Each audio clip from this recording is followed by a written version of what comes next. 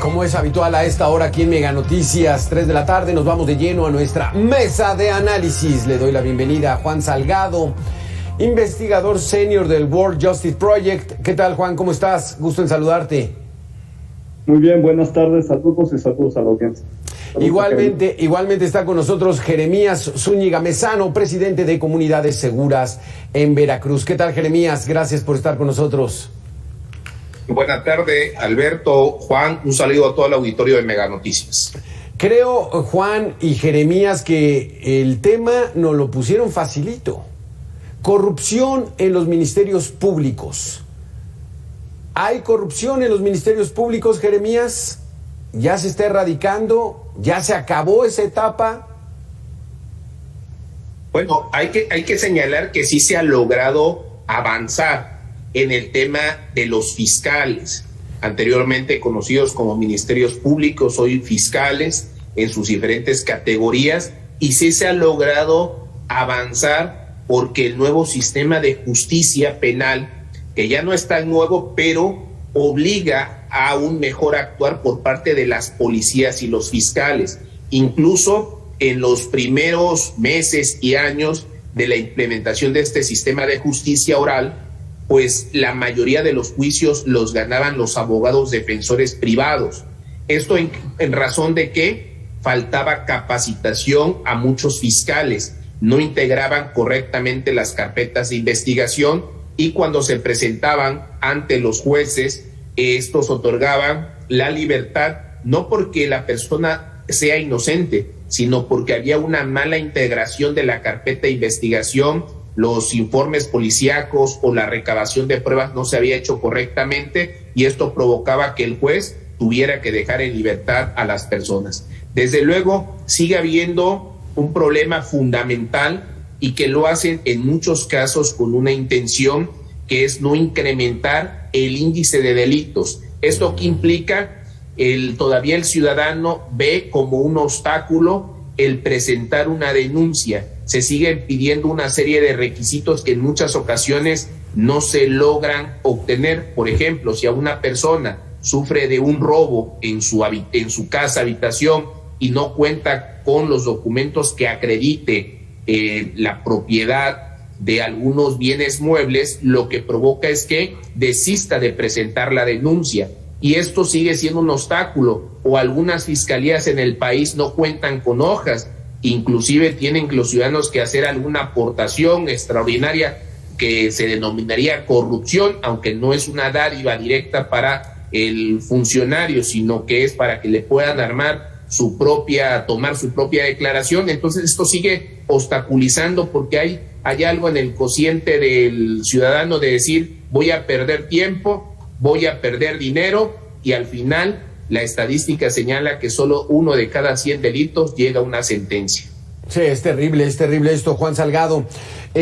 Vayamos a la situación. Con el nuevo sistema penal acusatorio, ya se conoce a la figura del investigador o el que recaba la información para irla a presentar a un juez acusando a alguna persona es fiscal. Pero, ¿por qué se mantiene esto del Ministerio Público? ¿Ya es una costumbre o sí el sistema penal acusatorio establece la figura de Ministerio Público como ese primer contacto para hacer una denuncia de algún ilícito? Bueno, en realidad ha habido transformaciones muy importantes, como lo señalaba Jeremías, de la reforma procesal penal, y me parece que una de ellas precisamente es la transformación de procuradurías en fiscalías, y de ahí que les llamemos fiscales. Sin embargo, la figura del Ministerio Público que sigue existiendo constitucionalmente y sigue siendo pues un espacio físico en muchos estados a lo largo y ancho del país, en los cuales pues no solo así se le conoce, sino que sigue habiendo pues en nuestras constituciones estatales y en la Constitución Federal la figura del Ministerio Público. Ahora, hay distintas capas de corrupción, como bien lo señalaba Jeremías, desde las dádivas, desde los sobornos, hasta corrupción procesal, digamos, que ya tiene que ver con distintos, yo diría, pues malos hábitos que hay por parte de funcionarios y también de usuarios, porque la corrupción es una calle de dos sentidos, no debemos olvidarlo, y que usan, digamos, estos artilugios legales para poder tener algún beneficio de un lado o de otro, pero nosotros realizamos hace un par de años un estudio interesante con datos de la EMPOL y también con datos específicamente de los levantamientos que ha hecho el INEGI, y lo que hicimos fue comparar el antiguo sistema con el nuevo en materia de corrupción con respecto a 3 etapas: detención, Ministerio Público y finalmente Administración de Justicia. Pero sí llegamos a ver algunas situaciones muy preocupantes en el Ministerio Público. Hubo cambios, por supuesto, por ejemplo, en términos sobre todo de presencia de abogado defensor. Creo que sí es notorio que sin duda alguna ha mejorado con el nuevo sistema. También, por supuesto, presencia del juez en las audiencias, que ahora es obligatoria. Entonces, obviamente, pues esto cambió radicalmente con el nuevo sistema. Sin embargo, particularmente en el Ministerio Público seguimos viendo algunas áreas que seguimos teniendo alta incidencia de corrupción. Por ejemplo, en el Ministerio Público particularmente, hay una pregunta muy interesante, que es: las autoridades del Ministerio Público pidieron un beneficio de forma directa a la persona imputada. Esto era 12% antes de la reforma procesal penal y continuó siendo 12% después de la reforma procesal penal. Y el principal motivo, porque hay una pregunta de seguimiento, para pedir esta dádiva era por dejar a la persona en libertad. Eso sigue prevaleciendo incluso después de la reforma procesal penal. Entonces, sí tenemos mucho mayor vigilancia, fiscalías anticorrupción, hay mecanismos de control interno que también están funcionando cada vez mejor. Varía de un estado a otro y, por supuesto, en el ámbito federal, pero sí hay más ojos, digamos, sobre esta área de procuración de justicia. Sin embargo, lo que vemos, lo que nos dejan ver los datos estadísticos, es que lamentablemente continúan los problemas. Entonces, la verdad es que pues hemos visto, incluso, por ejemplo, que particularmente algunas de las variables han aumentado. Por ejemplo, cuando la persona imputada, que está siendo acusada, pide al Ministerio Público o le da un beneficio a cambio de modificar la versión de los hechos, aumentó de 83% antes de la reforma procesal penal a 86% de la reforma procesal penal. En algunas áreas hay mejoras sustanciales, pero en otras hay ligeras empeoramientos de la situación. Entonces, sí es un asunto sobre el que debemos trabajar. Estructuralmente están las coordinaciones, direcciones de asuntos internos en las fiscalías, que deben fortalecerse en sus competencias, pero también pues tiene que haber un trabajo más estructurado del Sistema Nacional Anticorrupción, particularmente de las fiscalías anticorrupción. Jeremías, ¿cómo ves esa situación? O sea, los mecanismos de defensa de las víctimas, o sea, estoy viendo un maltrato, parcialidad de parte del Ministerio Público, que le está llevando muy bien con el delincuente. ¿Dónde lo denuncio? ¿Cómo le hago? Y confío en que eso va a proceder, o finalmente digo, ¿sabes qué? Ya me voy, ya me robaron, adiós. Bueno, lo que se comenta, sí, en muchas ocasiones el ciudadano que es víctima de un delito queda en estado de indefensión porque carece de recursos para poder contratar un abogado particular, y en algunas ocasiones también tiene la opción de acudir a la Defensoría Pública. Cuando un fiscal no actúa, tarda en la integración y consignación de la carpeta de investigación, bueno, uno puede incluso recurrir a la vía del amparo para forzar al fiscal, en este caso, a que emita una resolución. Desde luego, si se llega a presentar un mal actuar por parte del fiscal, se puede presentar en primera instancia una queja ante el órgano de control, y también se puede presentar una denuncia en contra del propio fiscal. Esto, desde luego, cuando ya hay diversos antecedentes, lo que provoca es que se haga una investigación en contra de estos fiscales que actúan totalmente alejados de la ética, de la justicia, y que provocan el desánimo de miles de ciudadanos que son víctimas todos los días de algún delito y que no acuden a denunciar. Están las defensorías públicas, están capacitadas, sobre todo la Defensoría Pública Federal,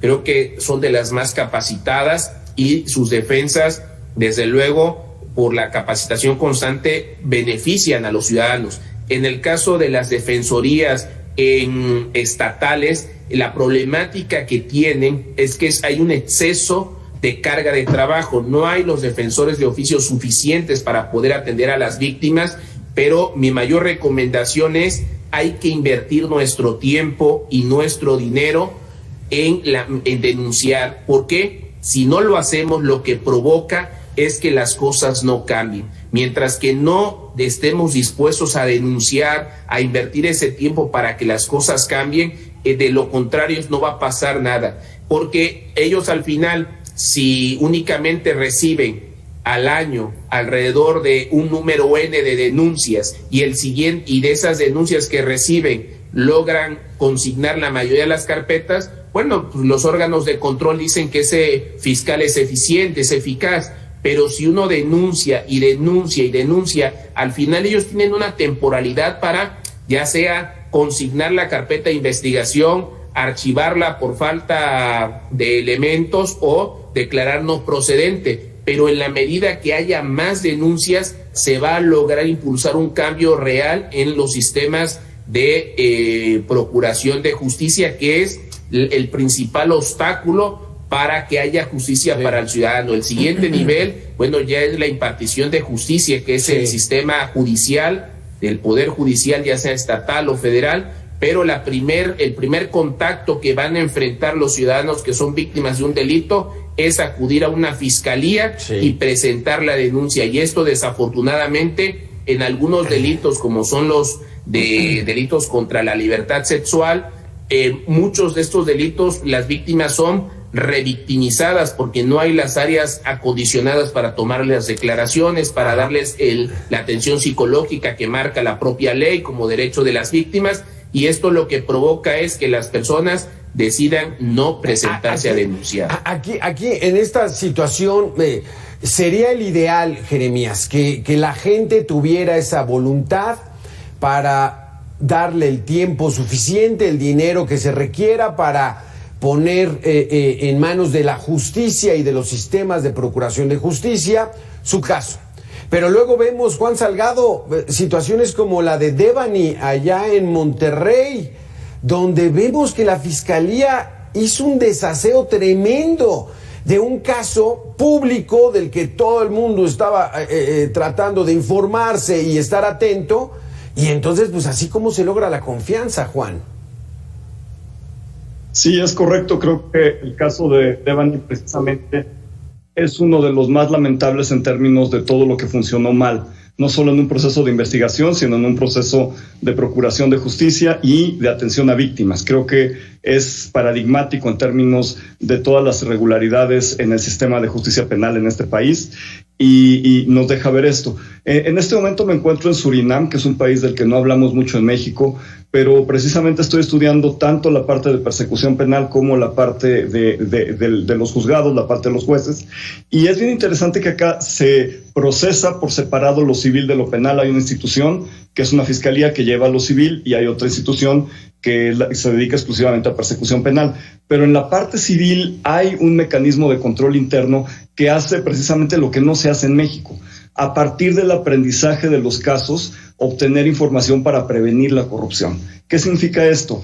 Que si van acumulando, precisamente como bien decía Jeremías, se tiene que denunciar para que exista esa base, esa acumulación, no solo de experiencias, sino también de casos y de quejas en materia de corrupción en nuestro sistema de justicia penal, y con esa base lo que hacen es poder prevenir. Es decir, ya saben que a partir de ciertos perfiles, a partir de ciertos casos hay esos riesgos de corrupción, entonces tienen mayor supervisión y lo previenen. Tienen algo que también llaman alerta temprana, que la verdad ayuda mucho a poder identificar por parte de quienes trabajan en la fiscalía en términos de ciertas conductas. Por ejemplo, si hay quienes han tenido quejas por tener cualquier comentario de género o cualquier comentario discriminador en el trabajo, ponen especial atención sobre estas personas, no solo con capacitación y cursos, sino también con supervisión para poder solucionar el problema o separarles del cargo si eso es lo que se necesita. Entonces, es un país más pobre que México, considerablemente, es un país con muy pocos recursos. Yo solo quisiera que de verdad reflexionemos en lo que nos cuesta de recursos fiscales, tener los mecanismos de supervisión, tener los asuntos internos de la Fiscalía de Nuevo León y de tantas otras que, como bien lo ha dicho, en realidad están ahí, pero no funcionaron. Evidentemente no funcionaron porque vimos todas las irregularidades que sucedieron pues frente a todo este entorno mediático que había alrededor del caso. Entonces, si pudiéramos aprender un poco de otros países, ya no digo de Inglaterra, de Estados Unidos, de países muy desarrollados, sino de países de aquí de la región, de países que con menos recursos están logrando resultados más efectivos en el combate a la corrupción en el sistema de justicia penal. Es que, Jeremías, ¿cómo quitarse esa mala imagen que tiene el Ministerio Público, ahora las fiscalías, ¿no? En situaciones como la de Devani, pero otro caso muy bueno, ahí en Veracruz, Boca del Río, una masacre, nos enteramos que matan a 7 miembros de una familia, hombres, mujeres y niños, ¿no? En algo atroz, y resulta que se hizo, al parecer, una buena investigación, y una mujer sobreviviente con 2 niños parece que es la responsable. ¿Por qué no aprovechar esos casos para decir, hay situaciones en las que sí se investiga bien? Tú conoces bien ese caso, Jeremías. Así es, pero aquí viene una combinación del caso de Boca del Río con el caso de Devani. Desafortunadamente, cuando interviene la parte política en la procuración e impartición de justicia, se echa todo a perder. ¿Qué es lo que pasó con el caso de Devani? Se hizo un tema mediático donde personajes que no tenían por qué intervenir, como por ejemplo el gobernador de Nuevo León, porque las fiscalías son autónomas e independientes. Entonces el gobernador empezó a hacer una polémica debido a la presión mediática, y lo único que hizo es enturbiar toda la investigación, porque pareciera que él era el responsable de la investigación cuando el responsable era la fiscal, o en este caso el fiscal, y no tenía por qué intervenir el Poder Ejecutivo. Entonces, cuando la parte política quiere obtener un beneficio o liberarse de una reprimenda social, pues lo que es echar a perder este caso. Eso es y corrupción, en el caso de Boca del Río, ¿no? Esa es una manera de corrupción, ¿no? Donde debería también sancionarse esa intervención del Poder Ejecutivo en temas que son meramente del judicial. Pero nos decías del otro caso, de ahí de Boca del Río, la masacre. En el caso de Boca del Río, observamos que las únicas declaraciones ya formales del seguimiento de la investigación fue por parte de la Fiscalía. Se hizo un tema nacional, pero no hubo una confrontación entre actores políticos, no hubo una confrontación entre diferentes líderes que mediáticamente pudieran tener una injerencia en la opinión pública, y lo que sí hubo nada más fue la presión de la nota, que fue no solo nacional, fue internacional, pero hubo un seguimiento por parte de la Fiscalía del Estado de Veracruz que llevó en primera instancia a quien sería presuntamente como un actor intelectual por los datos hasta este momento que han dado a conocer la propia Fiscalía. No conocemos la integración de la carpeta de investigación, pero este es un buen ejemplo de que si no hay una intervención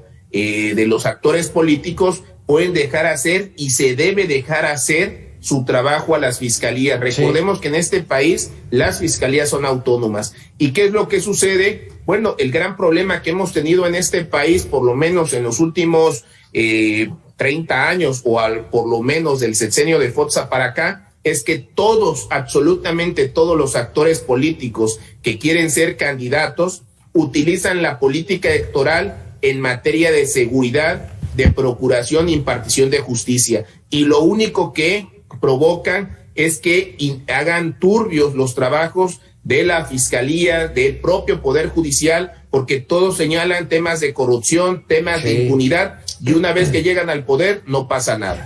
Y entonces la democracia está siendo contraria a los intereses verdaderamente de la efectividad de los poderes, Jeremías, porque antes, cuando era partido hegemónico y como pues no había tanta variedad, pues bueno, ahí sí medio trabajaban, ¿o qué? Juan Salgado, ¿cuál es la percepción, Juan? ¿Cómo poder mejorar esa imagen del Ministerio Público que no sea corrupto, que no sea lento, que no sea insensible? ¿Cómo hacerlo? Bueno, me parece que el primer paso debería ser tener, a partir de la Conferencia Nacional de Procuración de Justicia, pues no solo los lineamientos, porque lineamientos ya hay algunos, pero sí buscar homologar estos lineamientos a lo largo y ancho del país, es decir, tener un estándar de qué es lo mínimo que esperamos en términos de funciones en una fiscalía. Es decir, cómo esperamos que sea el flujo del proceso, cómo esperamos que se pueda también tener esto que se llama la ingeniería institucional.